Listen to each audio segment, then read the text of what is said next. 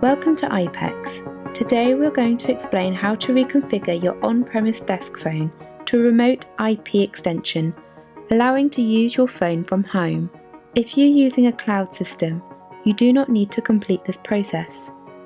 Before you start this process, you will need to know both the local and external IP addresses of your office phone system.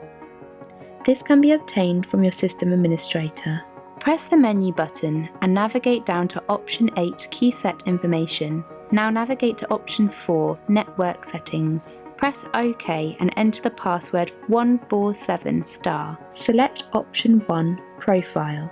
There are two profiles. One will be set to your local phone system IP. Local IP addresses start with either a 10, 172 or 192. The local profile should be left unchanged and you should select the other profile. Once selected, to program the profile, select option 1, Network Configuration, followed by option 2, Network Mode. Choose option A, DHCP and click OK. Now go back and select option 2, System Configuration. First select option 1, Call Server and enter your external phone system IP address. The dots can be entered using the star key. Next select option 3, Connection Mode and change to Remote.